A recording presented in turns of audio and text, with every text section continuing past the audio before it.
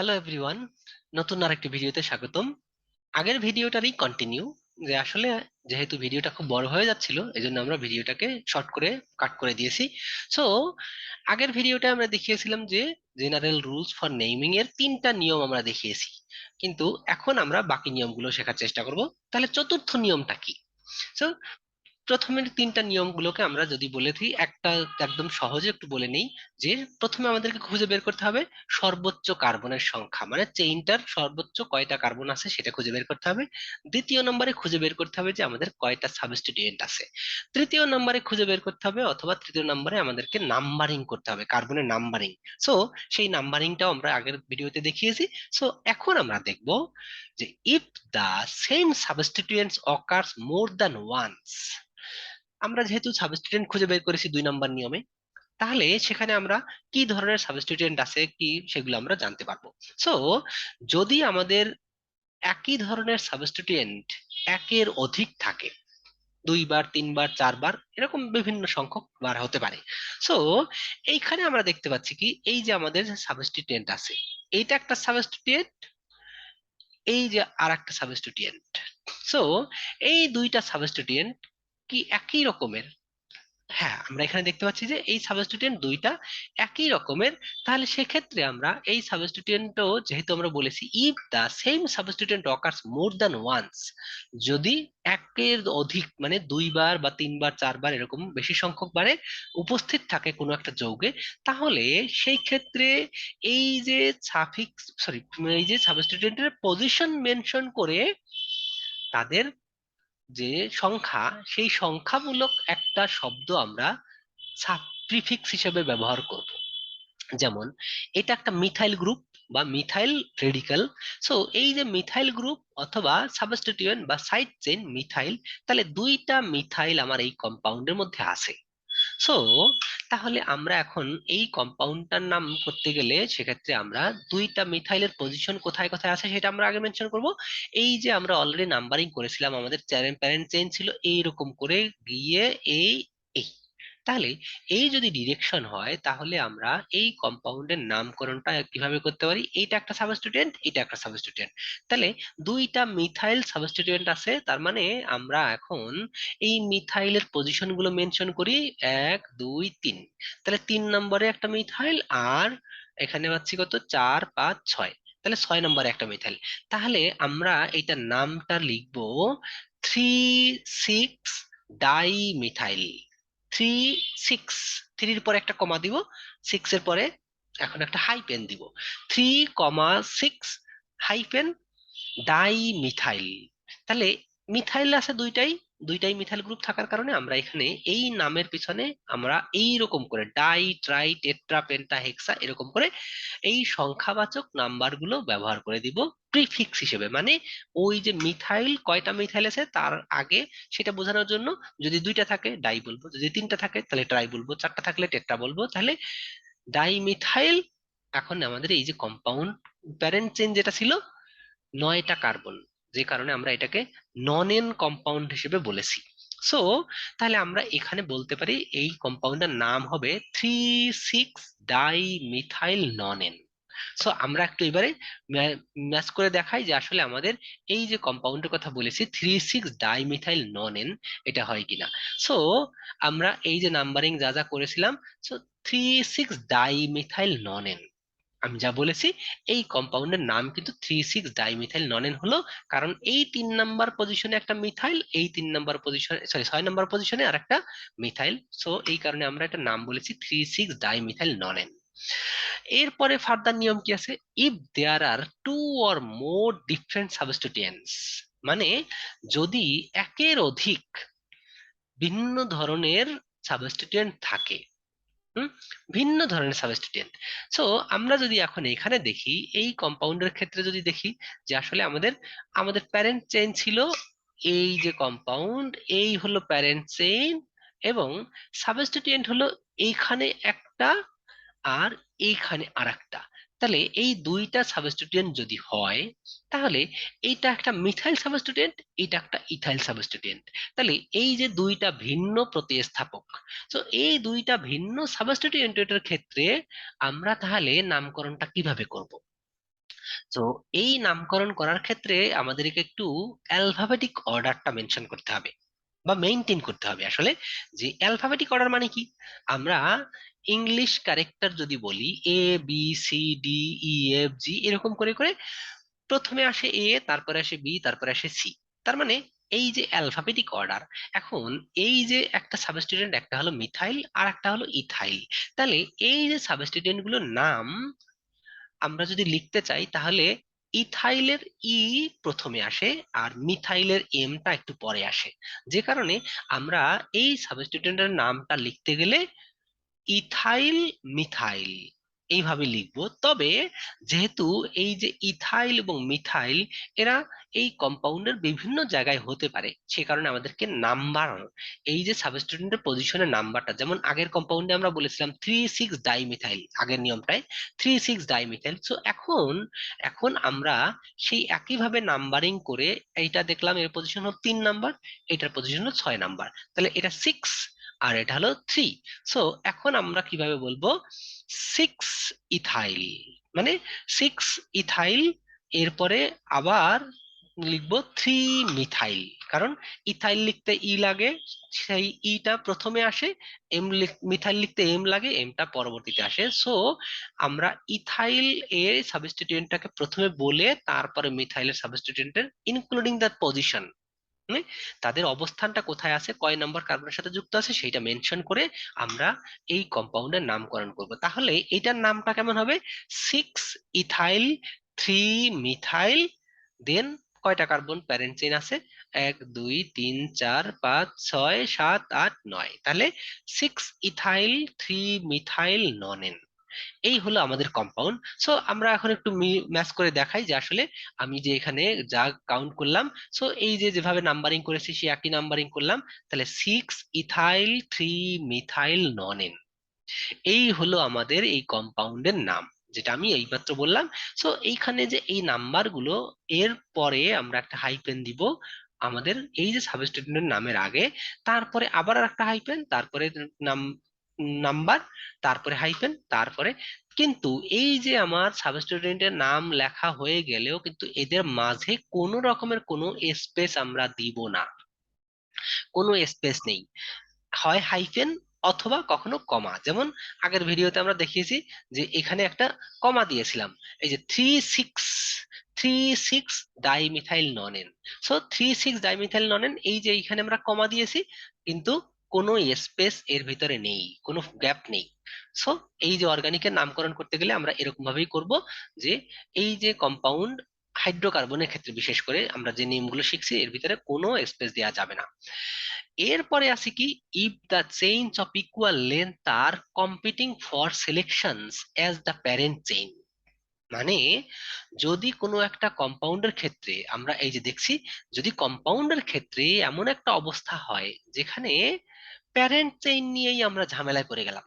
মানে কি, parent chain নিয়ে ঝামেলা যদি এরকম হয় যে আমরা এই লেফট থেকে যদি ডিরেকশনটা যদি আমরা এইভাবে যাই, এদিক থেকে অথবা এদিক থেকে, এদিক থেকে গেলেও আমরা দেখতে পাচ্ছি কি 7টা কার্বন আছে। আবার এদিক থেকে গিয়ে আমরা নিচের দিকে গেলাম, এখানেও কিন্তু দেখা যাচ্ছে যে কার্বনের সংখ্যা 7। তার মানে if the chains of equal length are competing, তার মানে এদিকেও 7টা কার্বন আছে, এদিকেও 7টা কার্বন আছে। তাহলে এখন তো আমরা আর একটু বিপদে পড়ে গেলাম। তাহলে এই সমস্যার সমাধানটা কি হবে, যে তাহলে আমরা কোনটাকে প্যারেন্ট চেইন হিসেবে বলবো। সো তার জন্য আবার 3টা নিয়ম আছে, যে এই রকম যদি অবস্থা হয় তখন আমরা এই কম্পাউন্ডটা কিভাবে নামকরণ করব অথবা কিভাবে নাম্বারিং করব, অথবা কোনটাকে প্যারেন্ট চেইন হিসেবে ধরবো। তো সেইটা জানার জন্য আমাদেরকে এই যে আরো কিছু নিয়ম আছে সেই নিয়মে যেতে হবে। The chain which has the greatest number of side chains. So এখন আমি এই যে যেভাবে দেখিয়েছি, যে আমাদেরকে এখানে বলে দিছে কি, যে চেইনটায়, যে চেইনটার মধ্যে সবচেয়ে বেশি সংখ্যক সাইড চেইন আছে, আমরা ওই চেইনটাকে প্যারেন্ট চেইন হিসেবে চিন্তা করব। সো আমরা যদি এই যে লেফট থেকে রাইটে এই ডিরেকশনে যদি যাই, এই যে একদম সরাসরি এই চেইন বরাবর যাই, তাহলে দেখতে পাচ্ছি যে কয়টা সাবস্টিটিউয়েন্ট আছে, একটা, সরি, এই যে আরেকটা, দুটো, এইটাও কিন্তু একটা সাবস্টিটিউয়েন্ট হিসেবে ধরবো তখন 3 4। তাহলে লেফট থেকে রাইটে এই ডিরেকশনে গেলে আমরা তখন 4টা সাবস্টিটিউয়েন্ট পাচ্ছি। এখন আমি যদি আবার এইভাবে যাওয়ার চেষ্টা করি, এই পথে গেলে কয়টা সাবস্টিটিউয়েন্ট হয় সেটা আমরা দেখি। এই যে একটা, এই দুটো, এরপরে এই পুরো অংশটা মিলে নতুন আর একটা সাবস্টিটিউয়েন্ট। তার মানে এইখানে আমরা পাচ্ছি কি, যে এই যে ডিরেকশনটা, এই ডিরেকশনে গেলে আমাদের সাবস্টিটিউয়েন্ট হচ্ছে 3টা। আর যদি এই লেফট থেকে রাইটে এই ডিরেকশনে যেতাম, তাহলে আমরা আগে ডিরেকশনটা যেভাবে দেখিয়েছি সেখানে আমরা সাবস্টিটিউয়েন্ট পাচ্ছি 4টা। তাহলে আমাদের কিন্তু এই কম্পাউন্ডের ক্ষেত্রে ফার্স্ট নিয়মটাই কিন্তু কাজে লেগে গেছে, যে আমরা এখানে দেখতে পাচ্ছি কি, যে যদিও দুই দিকে আমরা 7টা কার্বনের সংখ্যা পাচ্ছি, সর্বোচ্চ সংখ্যা 7, কিন্তু আমাদের প্রথম এখানে যে যে আর একটা যে রুল আছে, সেই রুলটা আমাদেরকে বলে দিয়েছে কি, যেই ডিরেকশনে গেলে আমাদের সর্বোচ্চ চেইন পাওয়া যাবে, সেই ক্ষেত্রে আমরা কি করব, যে আমাদেরকে দেখতে হবে যেই দিকে সর্বোচ্চ চেইন পাওয়া যাবে সেইটাকে আমরা প্রিফারেন্স দিয়ে ওইটাকেই প্যারেন্ট চেইন হিসেবে কাউন্ট করব। কিন্তু যদি কখনো দেখা যায় যে এই যে দুইটাই একই রকম, যে দুই দিকেই যদি আমরা সমান সংখ্যক সাবস্টিটিউয়েন্ট পাই, তার মানে যদি কোনোভাবে দেখা যায় যে এদিকেও 4টা পেলাম, এদিকেও 4টা পেলাম, তাহলে আমরা কি করব? যদি আমরা দুই দিকে দুইটা সাবস্টিটিউয়েন্ট পাই, তো সেই ক্ষেত্রে আমরা কি করব? দুই দিকেই যদি সমান সংখ্যক সাবস্টিটিউয়েন্ট থাকে, তাহলে আমরা কি করব? তখন আমাদেরকে দেখতে হবে যে এই যে প্রথম আগের ভিডিওতে যেখানে দেখিয়েছিলাম যে সাবস্টিটিউয়েন্টের পজিশনটা মিনিমাম হয় বা লোয়ার নাম্বার হয়। সো দুই দিকে, এদিকে গেলে সাবস্টিটিউয়েন্ট পাবো আমরা 4টা, এদিকে গেলেও যদি 4টা পাই, এটা যদি এরকম যদি কোনো সিচুয়েশন হয়, তখন আমাদেরকে দেখতে হবে ওই সাবস্টিটিউয়েন্টের পজিশনটা কোন দিকে মিনিমাম আছে বা কোন দিকে লো আছে। সবগুলো সাবস্টিটিউয়েন্টের পজিশন গুলো নিয়ে, নাম্বারিং গুলো নিয়ে আমরা সাম আপ করব। সাম আপ করে দেখব যে কোন দিকে আমার সবচেয়ে কম আছে, সেই দিকের নাম্বারিংটাকে আমরা প্রিফারেন্স দিব। তারপরেও যদি আমরা দেখতে পাই যে একই রকমের অবস্থা, যে দুই দিক থেকে নাম্বারিং করেই আমরা সাবস্টিটিউয়েন্টের সংখ্যাও সমান, অথবা সাবস্টিটিউয়েন্টের পজিশন যদি সেম হয় বা ইকুয়াল হয়, সেই মুহূর্তে আমরা কি করব? তখন আমাদেরকে দেখতে হবে যে যেই দিকে আমাদের ব্রাঞ্চের উপরও ব্রাঞ্চ আছে, মানে ব্রাঞ্চ সাইড চেন যদি থাকে, তাহলে সেই সাইড চেনটাকে আমরা ওই ধরনের প্যারেন্টটাকে অ্যাভয়েড করার চেষ্টা করব। মানে ওই ধরনের প্যারেন্ট চেইনটাকে প্যারেন্ট হিসেবে কাউন্ট না করে জাস্ট অন্য যে ডিরেকশনটা থাকবে সেটা আমরা দেখব। সো যদি আমরা এইটার ক্ষেত্রে বলি, এইদিকে আমরা বলেছি কি, যে সাইড চেইন আছে, এখানে 4টা আছে, তো প্রথমে এই নিয়মটা খেটে গেল। কিন্তু যদি আমরা দেখতাম কোনোভাবে যে এই দিকে আসলেও 4টা সাইড চেইন ব্রাঞ্চ, আবার এই দিকেও যদি 4টা ব্রাঞ্চ হয়, কিন্তু এখানে দেখা যাচ্ছে কি, এই যে একটা ব্রাঞ্চ আছে, এই ব্রাঞ্চটা বা সাইড চেইন, এটা কিন্তু ব্রাঞ্চ সাইড চেইন বা ব্রাঞ্চ সাবস্টিটিউয়েন্ট, মানে এই হলো আমাদের প্যারেন্ট চেইন। এই দিকে এটা যদি কথা বলি, এই সাবস্টিটিউয়েন্টের কথা, তাহলে এখানে কিন্তু এই অংশটাকে কিন্তু আমরা আর একটা ব্রাঞ্চ হিসেবে দেখতে পারি। সো যদি কোনো একটা কম্পাউন্ডের মধ্যে এইরকম ব্রাঞ্চ সাবস্টিটিউয়েন্ট থাকে, তাহলে আমরা এই ধরনের নাম্বারিংকে তখন প্রিফারেন্স দিব না। তার মানে আমরা যদি এই দিকে যেতাম, এদিক থেকে নিচের দিকে যেতাম, তাহলে এই যে সাবস্টিটিউয়েন্টটা পাওয়া যাচ্ছে, সেই সাবস্টিটিউয়েন্টটা কিন্তু ব্রাঞ্চের মধ্যেও ব্রাঞ্চ, তাহলে এইরকম কিন্তু নাম্বারিংটা আমরা প্রিফারেন্স দিব না। তার মানে এই যে নাম্বারিংটা আছে, এই নাম্বারিংটাকে আমরা অ্যাকসেপ্ট করব না। তাহলে অন্য যে নাম্বারিংটা থাকবে বা প্যারেন্ট চেইনের যে আদার অপশনটা থাকবে, সেই অপশনটা আমরা খুঁজে বের করব। সো এই হলো আমাদের নাম্বারিং এর সিস্টেম। এরপরে আর ফার্দার কি আছে, তাহলে আমরা এখন এই কম্পাউন্ডটাকে কিভাবে নামকরণ করব? সো আমরা নাম্বারিং দিচ্ছি এইদিকে, দিয়ে তার পজিশন, কয়টা মিথাইল গ্রুপ আছে, একটা দুইটা তিনটা মিথাইল গ্রুপ আছে। মিথাইল গ্রুপের পজিশন গুলো, একটা আছে 2 3, আর একটা আছে 5। তাহলে 2 3 5, মানে 2 3 5 ট্রাই মিথাইল, এন্ড দেন এইটা হলো আমাদের একটা প্রোপাইল সাবস্টিটিউয়েন্ট। তাহলে সেক্ষেত্রে 4 পজিশনে আছে প্রোপাইল। সো এখন এখানে মিথাইল আছে, মিথাইল লিখতে এম লাগে, প্রোপাইল লিখতে পি লাগে, তাহলে প্রোপাইলের পি পরে আসে। তো সেই কারণে আমরা এই যে মিথাইলটাকে আগে লিখবো। তার মানে 2 3 5 trimethyl 4 propyl and then hexane heptane. So আমরা এখন যদি নামটাকে দেখি আসলে নামটা কি হয়। সো এখন আমরা দেখি এই যে আমাদের নাম 2 3 5 trimethyl 4 propyl heptane, not hexane, sorry. So 2 3 5 trimethyl 4 propyl heptane. So এই হলো আমাদের নাম। কিন্তু আমরা যদি এই দিক থেকে নাম্বারিং করতাম তাহলে আমাদের নামটা হতো এইরকম একটা বিদঘুটে নাম, 2 3 ডাইমিথাইল 4 সেকেন্ডারি বিউটাইল হেপটেন। যেটা আমরা এই যে একটা ব্রাঞ্চের মধ্যে ব্রাঞ্চ, যেটা আমরা করতে পারি না বা করব না। সো এই নিয়ম আমরা ফলো করার চেষ্টা করবো সবসময়। আর একটু জিনিস আছে, যদি কখনো কোনো সাইক্লিক হাইড্রোকার্বন থাকে তাহলে ওই হাইড্রোকার্বনে কয়টা কার্বন আছে সেই কার্বনের সংখ্যাটাকে আমরা কাউন্ট করব, 1 2 3 4। তাহলে এই যে 4টা কার্বন যদি থাকে তাহলে এই কম্পাউন্ডের নামটা আমরা কি বলি, যে 4টা কার্বন থাকলে সেই কম্পাউন্ডের নাম বলবো বিউটেন। কিন্তু যেহেতু এটা একটা সাইক্লিক কম্পাউন্ড, সাইক্লিক কম্পাউন্ড মানে এর একটা প্রান্ত প্রত্যেকটা প্রান্তের সাথে অন্য আর একটা কার্বন যুক্ত আছে, তাহলে এটা একটা কমপ্লিট সাইকেল। যে কারণে এই কম্পাউন্ডের নামটাকে আমরা এই বিউটেনের আগে একটা সাইক্লো শব্দ অ্যাড করে দিব। তার মানে এই কম্পাউন্ডটার নাম হবে তখন সাইক্লোবিউটেন। আর ফার্দার যদি, তাহলে এইটাকে আমরা বলছি কি সাইক্লোবিউটেন। যদি আর একটা এক্সাম্পল দেখি, যদি এইখানের কোনো একটা সাবস্টিটিউয়েন্ট, মানে এইখানেও যদি আর একটা সাবস্টিটিউয়েন্ট থাকে তাহলে সেই সাবস্টিটিউয়েন্টের পজিশনটাকে আমরা মেনশন করে দিব। মেনশন করে দিলে আমাদের নামটা হয়ে যাবে।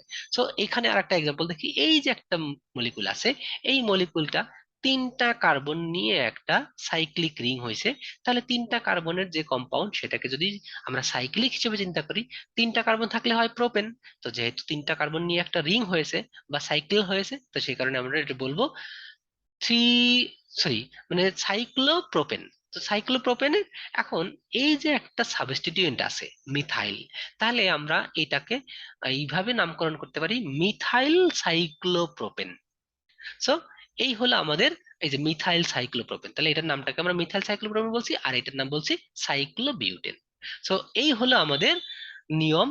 আর সামান্য একটু কিছু আছে যে ট্রিভিয়াল কিছু নাম আছে, কমন নেম আছে। যে কমন নেম মানে হলো ডাক নাম, যেটা আমরা পেট নেম হিসেবে আমরা নিজেদেরও কখনো কখনো নামকরণ দিয়ে থাকি, যে বন্ধু বান্ধব অথবা পাড়া প্রতিবেশী তারপরে আত্মীয় স্বজন আমাদেরকে নাম দেয়। সে এরকম কিছু যদি নাম থাকে তাহলে সেগুলোকে ট্রিভিয়াল নেম বা কমন নেম। যেটা কিছু কিছু যৌগের ক্ষেত্রে এই কমন নেম একদম সারা দুনিয়াতেই চলে। যেমন এই যে ফর্মালডিহাইড, ফর্মালডিহাইড, অ্যাসিটালডিহাইড, এগুলোর কিন্তু আইউপ্যাক নেম হলো, ফর্মালডিহাইডের জন্য বলি আমরা মিথানেল। এই যে অ্যাসিটালডিহাইড এটাকে বলে থাকি ইথানেল। সো ওই নামগুলোর সাথে সাথেও কিন্তু এই নামগুলো সারা পৃথিবীতে মোটামুটি চলে। সেই ক্ষেত্রে এই যে অ্যাসিটোন, এটা হলো ইথা মিথাইল, সরি, ডাইমিথাইল কিটোন। এটার নামটা আসলে এই মানুষে আসার কথা, কিন্তু আমরা এখানে অ্যাসিটোন বলছি। সো এই যে নামগুলো, আবার ফর্মিক অ্যাসিড, এটা হলো মেথানোইক অ্যাসিড, আবার এটা ইথানোইক অ্যাসিড বা অ্যাসিটিক অ্যাসিড। সো এই নামগুলো কিন্তু সারা পৃথিবীতে মোটামুটি কম বেশি চলে। সো এইগুলোকে আমরা ডাক নাম বা ট্রিভিয়াল নেম বা ফর্মাল নেম এরকম করে বলি। সো এই হলো আমাদের টোটাল জেনারেল রুলস। প্রত্যেকটা আলাদা আলাদা যৌগের ক্ষেত্রে আলাদা নাম হবে বা নিয়ম আছে, কিন্তু আমরা সেই নিয়মের মধ্যে আপাতত যাচ্ছি না।